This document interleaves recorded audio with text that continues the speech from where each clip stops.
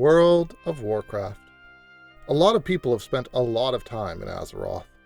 In this video, we're going to talk about one of the most important, most enduring parts of WoW, but a part that doesn't get all that much attention, the world and zone maps. WoW has some of the most unique maps out there when it comes to MMO games, and their simple style has hardly changed since they were first introduced in 2004. If you launched WoW back in the early days, you were treated to this introductory cinematic, where the very first thing you see is this old-timey feeling map of Azeroth. You don't know it yet, but this is the world you're about to spend an awful lot of time in. So let's look at the design and creation of the maps of World of Warcraft and ask, are they awesome or awful?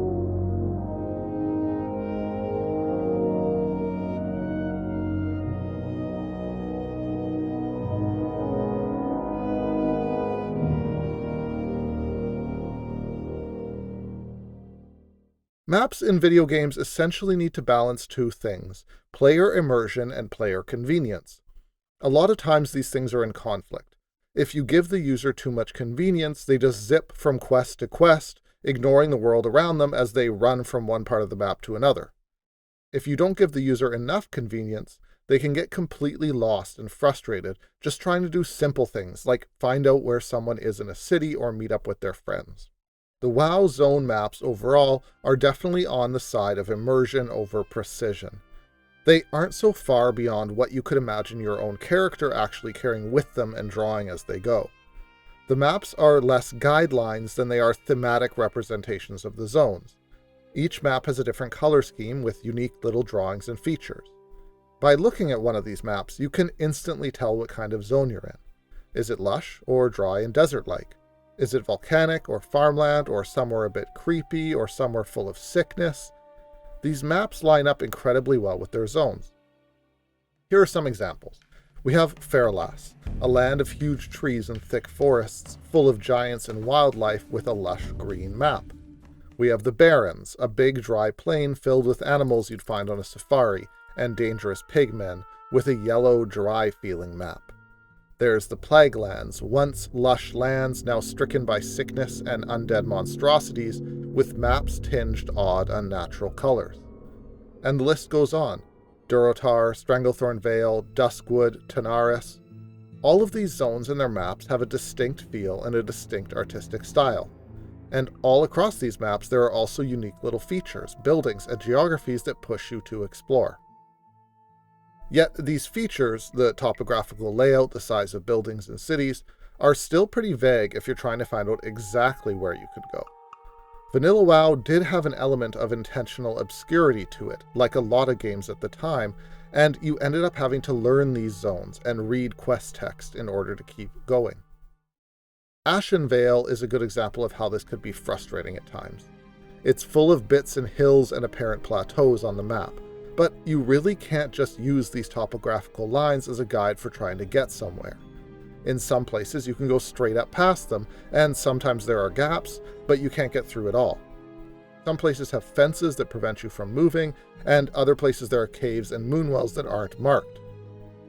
These maps are generally low information, they're rough guides, telling you just enough to get you moving on your own.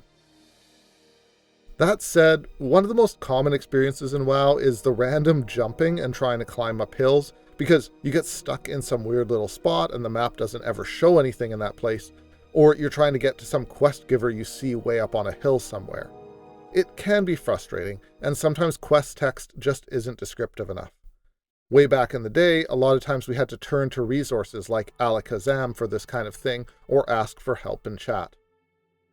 So because of this kind of stuff, eventually people built quest helper add-ons to throw giant arrows in the middle of your screen and tell you where to go, or icons on the map, and eventually Blizzard gave in and added this into the base game around 2008.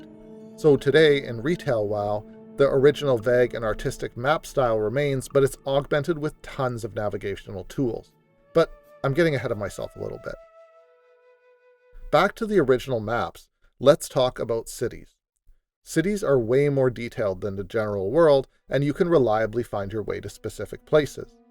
The only big weakness is multiple floors. WoW never really shows clearly what surfaces are higher than others, for example in Orgrimmar or Thunder Bluff, so you can end up running around on top of the bluff when you're supposed to be in a cave inside it. It's a little bit annoying. In terms of the immersion though, each city map keeps the artistic hand-painted feel. Each has their own pretty map, and the neighborhood names reek of good fantasy. The Mage Quarter, the Valley of Wisdom, the Apothecarium, the Great Forge. The labels are clear and it's quite fun to look at these maps and then go explore. Each map, despite its small weaknesses, feels unique and handmade because it is. It's not just a screenshot of the world.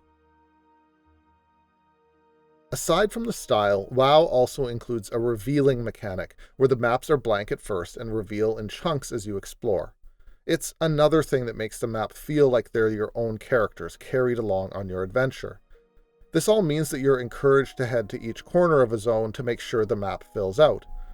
This is a tick on the side of fun, but it's also a little silly sometimes because you can be running around in a blank area until you just happen to find one of the spots that lets it get filled in on the map. In retail WoW today, there are achievements for exploring zones, adding a bit more reason to get all the blank spots filled in. Finally, we have WoW's minimap. It's not something your character would ever be able to see, since it shows the bird's eye view, and so it does break the immersion, but it's really useful all the same. It uses a totally different set of images than the full-size map, and these images have actually been cobbled together by some users to make highly detailed Google Maps-style maps on sites like World of Warcraft, but something like this has never been released officially by Blizzard. So on sites like these, you can see something like what WoW's map would have been like, say, if it was like most modern MMOs, the full world but in more detail. It's more realistic but way less artistic. In-game, this map is just seen through the little circular lens of the minimap, which also sometimes has little icons on it to show things that you're tracking or looking for, and not much more than that. The minimap serves a useful purpose, and while it still maintains a particular style, it's far less immersion device than practical tool. One thing that WoW didn't have was maps of instances. So when you were in a dungeon, you were completely on your own with your group trying to find your way through. This was, at times, actually pretty brutal, and groups definitely fell apart because of this. This actually illustrates just how important having a general map is. You don't want total confusion, and you do need to balance convenience with the actual experience of players. In instances like Maradon or Blackrock Depths, you could get completely and hopelessly lost. This is especially true when players are in groups, because some people are going to be getting pissed off pretty fast if someone doesn't know where they're going. So that's how the maps work. But to understand them properly, it's good to put the development of the game and its world into context too. This is the first known map of Azeroth.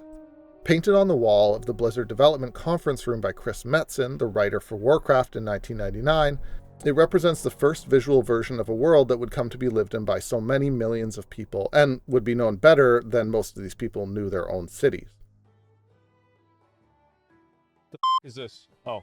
Okay. Where's that?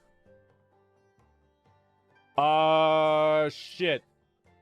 Trying to get an idea of where I'm at here. It's like right about there? Yep, right there. So this all started as a painting and a story. WoW is, of course, part of the Warcraft franchise, so this was a world that was deeply thought out by the time WoW began development in 1999. But making an MMO with wide open areas for players to explore requires a level of world building far beyond a normal single-player linear game. Also, WoW, developed simultaneously with Warcraft 3, was Blizzard's first truly 3D game, meaning that whole new art styles and interfaces had to be explored and developed. WoW was, in many ways, Blizzard's version of EverQuest, one of the first hugely popular MMO games. For a long time before EverQuest, gamers had already been participating in shared worlds, where they created stories, gathered items, and adventured together.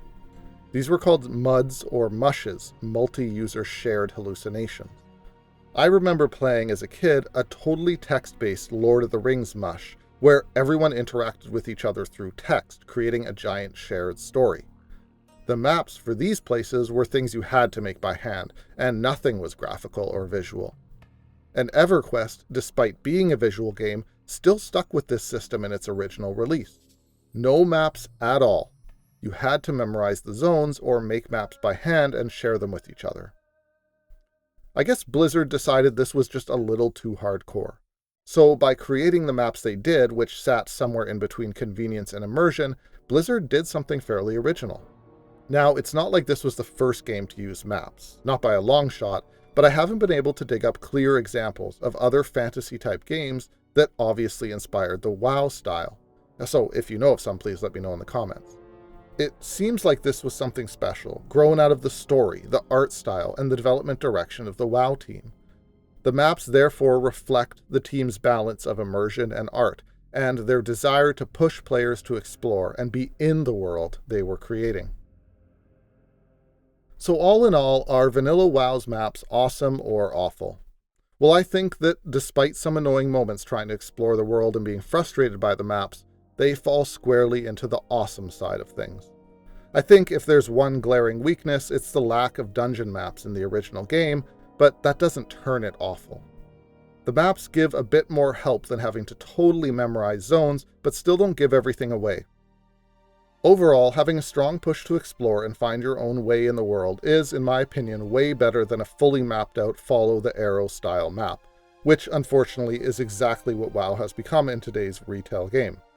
It's convenient, but to the point of being able to almost completely ignore the in-game world. It's great for doing something mindless, and that has its benefits, but I think the original maps and navigation of vanilla WoW was a big part of what made this game immersive and sucked us into Azeroth so long ago. That said, I'm not advocating for a return to the original WoW maps. Those days are long gone in retail WoW today. I'm just saying that these original maps and the way they worked were definitely awesome. Today, almost all maps in video games, and MMOs, tend towards the side of convenience over immersion, modern WoW included. But in a time long ago, World of Warcraft's awesome maps gave players a chance to take a break from their own lives and enter Azeroth, a world where they could really explore, adventure, and always find something unexpected around the next corner.